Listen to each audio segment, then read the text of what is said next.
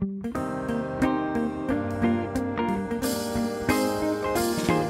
迎大家嚟到港產會館，我係齊阿哥。今日大家就真係心情唔好啦。睇嚟香港又要經過一場劫難。而今次呢場大火呢，就隨時會超越咗喺1996年嘅嘉里大廈大火嘅。直至目前為止呢，齊阿哥做節目呢一刻話死亡人數係13人，包括一名消防員。只不過現場所見，呢場大火仍然未受到控制不特止，而且呢係蔓延到其他嘅座數嘅。咁最初話宏福苑嘅宏昌閣外牆嘅棚架首先起火嘅。咁棚架呢樣嘢我哋陣間會再分析。我哋先同大家跟進一下喺現場等待救援嘅情況先嚇。咁最初消防到場嘅時候，只係用咗一隊搜救隊嘅啫。咁就話喺下晝3點02分呢，就話將場火定為3級嘅。咁但係見到唔對路喎。到咗下晝3點40分呢，就升為4級。到夜晚6點22分呢，就更加升為5級。咁由於棚架之外，仲有啲棚網啊嘛。咁沿住呢啲建築物料，呢啲火種不停咁蔓延開去。咁跟住就蔓延到雲泰閣，仲有雲新閣。而最後火勢呢，亦都蔓延到其他內部嘅單位嘅。成個宏福苑呢，就總共有7座。咁靠西邊嘅有3座，靠東邊嘅又有3座，喺中間有1座。咁個位置其實喺大埔嘅入口嚟嘅，即係話大家若果由沙田踩單車入去大埔，去汀角路一帶嘅話呢，就必定會經過宏福苑嘅。咁好多時候都歇下腳㗎嘛。咁實在宏福苑都幾舊下嘅，落成嘅年份係80年代。咁但係樓層唔少嘅喎，有成30幾層嘅喎。咁而家喺現場所見，靠東嘅譬如話宏泰閣宏志閣嗰啲呢，都一樣係着晒火嘅喎。啱啱大概喺9點鐘時候，咁幾個部門就做咗個簡報會嘅。咁啲網民都已經好勞氣㗎啦。搞到成9點鐘啦，越燒越勁啊，完全控制唔到個火勢，仲喺度擺 pose， 慢慢喺度影相。大家睇下負責消防嘅保安局局長個人去咗邊度啊？琴日佢仲喺 Facebook 度拍緊條新片啊，玩緊投壺遊戲啊！扮完梁朝偉唔夠，即係立法個劑唔夠，又走去玩無間道，玩完無間道唔夠，琴日就走玩投壺遊戲，扮魷魚遊戲喎！喂，真係唔得你死喎！喺現場所見，喂幾多網民將啲 number 讀晒出嚟啊！叫你嗱嗱聲去救人啊！個局長就真係玩投壺遊戲咁其他啲部門就喺度擺 pose 影相。大家睇下今日封面嘅左手邊喺現場所拍嗰張照片，直頭通天大火啊，燒到通頂啊！咁多棟樓一齊燒，你哋根本上就冇能力控制呢場火。又話有無人機，出動無人機一笨，又話有人造雨。共產黨唔係話好叻做人造雨嘅咩？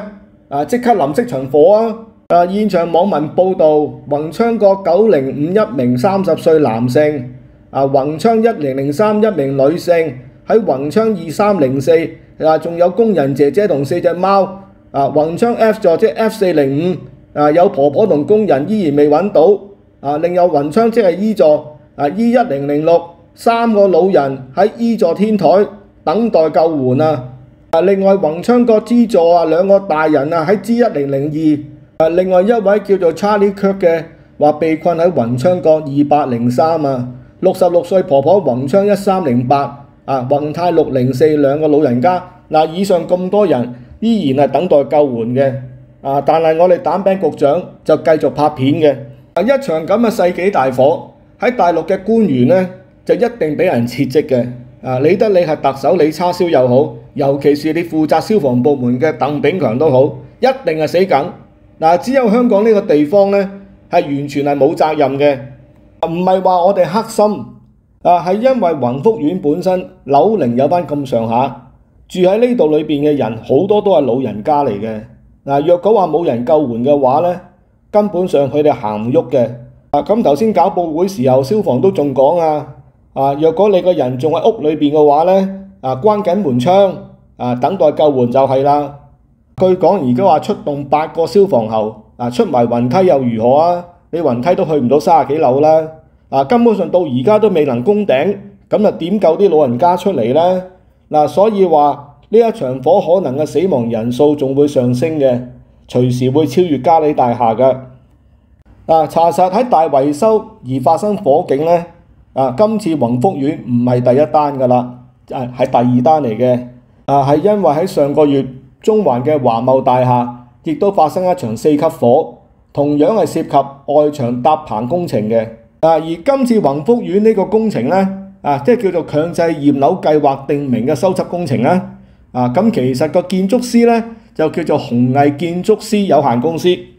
即係話負責簽字嘅 AP 咧 ，authorized person 咧，就係呢個建築師啦。大家睇佢當時個計劃書咧，就話建立互信，共創雙贏喎。今次呢間鴻毅建築師咧，就真係贏到開晒行。而個總承建商咧，就叫做宏業建築工程有限公司嘅。咁英文咧就叫 Prestige Construction and Engineering Company Limited。咁個 AS 即係 authorized signatory 咧。有兩位，一位咧就姓張，叫張玉濤，另一位姓黃，叫做黃宗基，Steve。發生咁大單嘢，無論個 AP 又好啦，無論呢兩個 AS 又好啦，咁好大機會就會俾警方拉嘅，因為警察而家冇咩做得到，唯一咧就係繼續拍片同拉人嘅啫。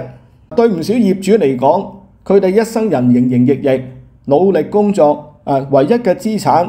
好多都係喺層樓度㗎咋，有啲都仲未供完添㗎。一棟大廈根據法例要嚟一場大維修，呢個大家都明白，咁都係用者自負㗎嘛。咁最慘夾錢嘅過程呢，往往有好多古靈精怪嘢嘅。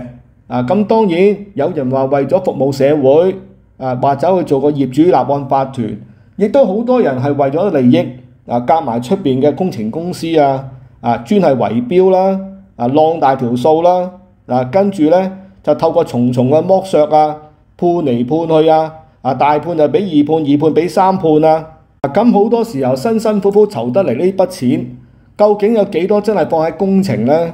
有幾多係跌咗落啲人嘅私人袋口裏邊呢？其實一直都係有問題存在嘅。你話揾到錢，廉署唔拉你都算啦。咁但係個問題係唔夠價做啊嘛。係因為喺層層剝削之下，好多時候都用啲最低質嘅工人啊嘛。譬如話法例係唔俾你喺工地食煙嘅，佢話知你死啦。咁甚至乎有啲隨時用黑工都唔出奇嘅喎，邊個知啊？所以話喺今年發生連續2單大火，都係同維修工程有關呢。齊阿哥直覺上就覺得呢啲唔係單一事件嚟嘅。係因為而家有咁多外勞嘅情況之下。根本上就控制唔到呢啲勞工嘅質素，好多時候佢哋亦都唔聽講。若果話係本地工人嘅，都仲話好啲啊。喂，外勞喎，佢話知你死啦。就以搭棚為計，雖然話大部分都係外勞嘅工程，只不過若果工人身處嘅範圍係被定義為有上蓋4邊包圍嘅總面積達到50%或以上呢，咁其實係被視作為室內。咁就係受到禁煙條例嘅監管嘅，亦即係香港法例第371章，即係吸煙公眾衞生條例。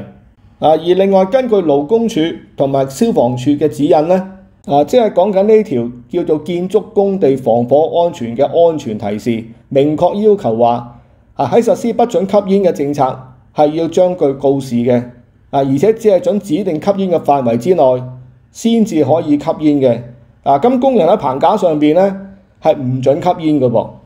咁大家都知啲工友經常都吸煙嘅，係有呢個習慣嘅。咁但係喺地盤好多時候咧都有指定吸煙嘅範圍嘅，嗰啲叫做吸煙棚。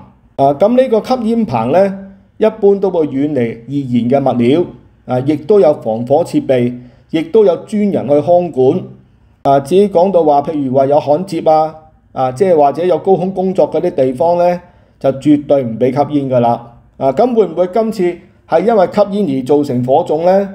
因此慢慢燒起上嚟，蔓延開去咧？咁呢個當然就係要調查啦。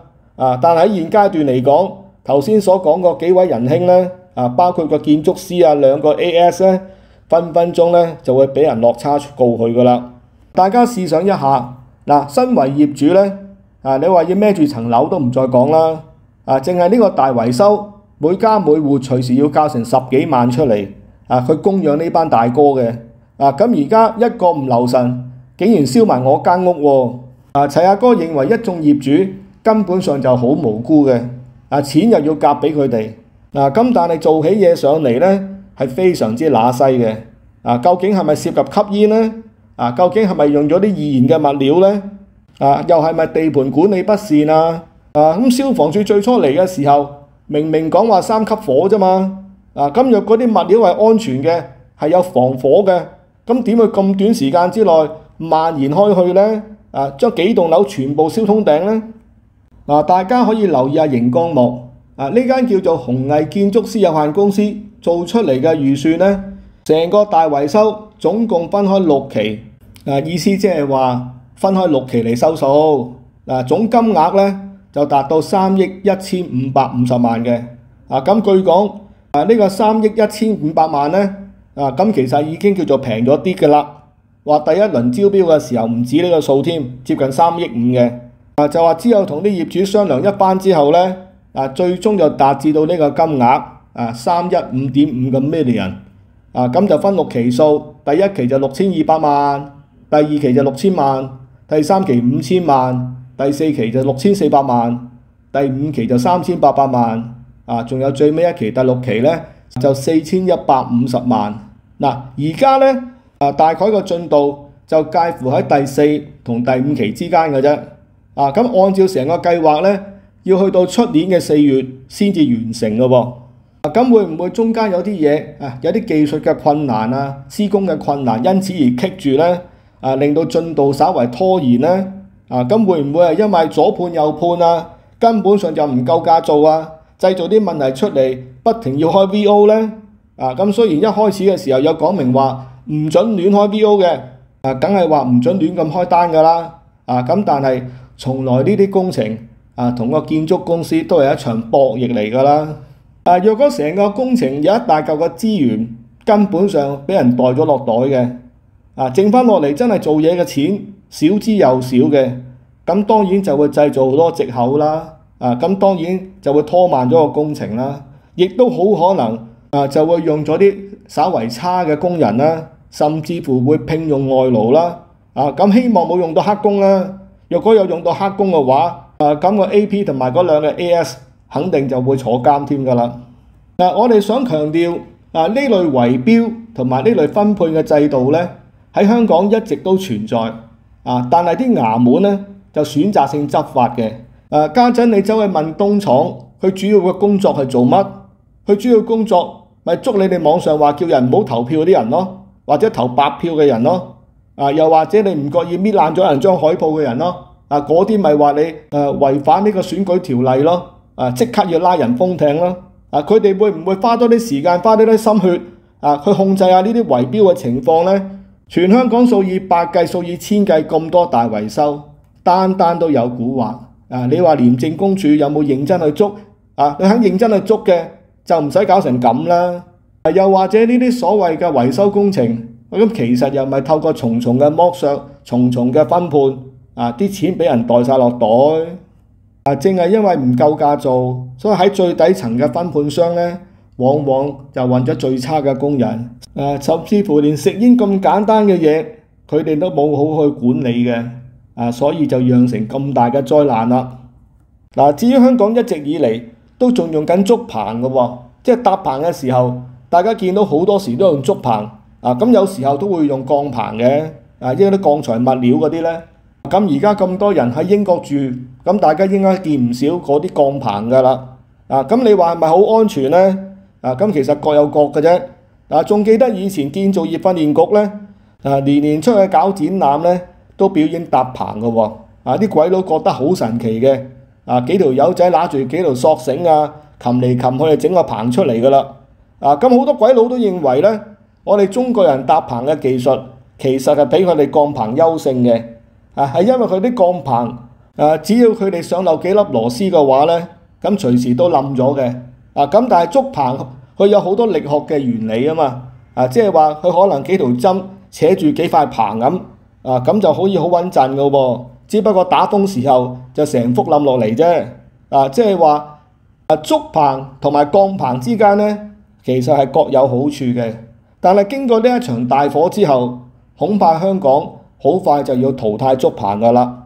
事實上，建造業訓練局近年嚟已經改組啦，就由2007年開始，已經將建造業訓練局同埋建造業議會合併啦。而家就成個會咧就叫做建造業議會。佢哋以前建造業訓練局個 logo 都用個棚嚟做嘅，但係而家建造業議會冇㗎啦。早就已經唔再堅持傳統價值，唔見個竹棚㗎啦。而家建造業議會個商標咧係一個立體圖嚟嘅啫。喺今次呢場大火之後，就梗係話呢啲竹棚嘅物料係易燃，因此咧呢場火喺短時間之內就蔓延開去。即使消防話派多幾隊人，據講話而家8條喉，用咗7架鋼梯、22個搜索隊，出動咗57架救護車，128架消防車咁多，話總共人數咧就達到760幾人。只不過到齊阿哥做節目呢一刻，消防到而家都仲未能夠有效控制呢個火勢，到而家都未能夠攻頂嘅，即係話喺目前仲係身處喺大廈裏邊嘅人呢，其實係相當之危險嘅。因為火勢越燒越犀利，但係你個人走唔到嘅話呢，咁好大機會就會化為灰燼㗎啦。大家到呢一刻仲係見到港共政權一日到黑同你講10月7日立法會換屆投票，又話要派嗰啲心意謝卡，又話你拿住張心意謝卡，可能食嘢會有折頭，又或者可以免費去進入啲設施去遊玩。當大家仲係諗緊點樣救人嘅時候，港共政權一日到黑都同你講緊啲賄選喎。佢哋當然唔承認係賄選，甚至乎呢個資深大將阿湯十一，佢竟然都話，佢只要冇講到明，叫你投邊個，咁就即係冇違例啦。到而家都咁堅持㗎。咁其實你拿住張心意謝卡走翻出嚟攞着數，點會唔係賄選呢？我哋成日都話一個地方有冇運行呢，同領導人好有關係嘅。若果個德位不配嘅人，咁個天係會懲罰你嘅，只不過未必會降落到佢本人身上，但係就降落咗佢百姓身上。所以以前啲皇帝話俾你問責得多，若果你話有旱災有地震咁呢，又或者發生一場大火死好多人，啲皇帝會下詔罪己㗎，認為自己德位唔夠所以個天懲罰佢咁但係港共政權呢，到而家呢一刻都唔見人㗎喎。今次呢一場沖天大火呢，一定會積落好多嘅民怨嘅。因為與其話呢啲係意外，不如話係一場人禍罷啦。喺制度上有制度上嘅人禍，喺控制火場嘅時候有控制嘅失誤，又或者喺領導層嘅責任，到而家都唔知個人去咗邊嘅。咁點會唔會人禍啊？若果共產黨仲諗住喺香港行使全面管治權嘅話，咁其實係咪應該認真地去問責呢？淨係還是繼續堅持去搞埋啲無謂嘅選舉呢？去爭取一啲無謂唔係好可信嘅投票率呢？咁既然有咁多場外嘅投票箱，你話幾多咪幾多咯？邊個有意見啫？只不過而家縱容咗一班官員，將啲資源、將啲銀兩、將啲時間放晒啲唔等使嘅嘢上面。至於救火救人嘅嘢，竟然就拋諸腦後嘅。特區政府問責，喂，由董建華到曾蔭權年代，咁時有發生嘅喎。就算葉劉經常而家都重提㗎，我當年亦都問咗責。咁但係而家你見到蛋餅強佢哋班人發生咁大單嘢，有邊個會問責啊？喺大陸發生咁嘅事，任何一個市長、市委書記個烏紗一定不保。唯獨是香港，而家西環你仲要保住呢班人，咁要保到幾時啊？希望今次呢一場火災，死亡嘅人數能夠減到最低。咁無論南無阿彌陀佛、大吉利是哈利路亞，希望大家能夠逃過呢場厄運。咁不幸喺呢場火災因而逝世嘅市民，又或者公職人員呢，希望你哋能夠安息，早登極樂嘅。咁今日齊阿哥同大家就傾住咁多。我哋聽日再見，拜拜。始初性本善，性相近，習相遠。久不教，性乃遷。教之道貴以專，色盲無。見山有義方，禁止明區揚。大訴求都市妖獸，遍地廝守，必須追究。養不教就父之國，教不嚴師喂，唔係咁之搞我後邊啊！知不學非所宜，又不學腦可基你老母啊！欲不腳不成器，人不學不叫你個耶穌嚟見我為啊！人子方少時，親師有習去深圳食海底撈啦！大訴求都是妖獸，遍地廝守，必須追究。呢班仆街唔家產，讀書唔成衰過行蝦鏟，拎住支警棍去四圍扮，見到白衫人就係咁遊。呢班仆街唔家產，封咗個車站唔俾人行，班畜生都乘客打到殘，幾個月事都仲未揾翻。大訴求，港仔我哋唔怕戰鬥，都是妖獸。大之節我哋打到橋頭，遍地廝守。燕林安心唞唞，必須追究。各位戰友一定同你報仇。大訴求，香港仔我哋唔怕戰鬥，都是妖獸。靈光一役我哋打返轉頭，遍地廝守。失蹤嘅兄弟一路好走，必須追究。各位戰友一定同你報仇。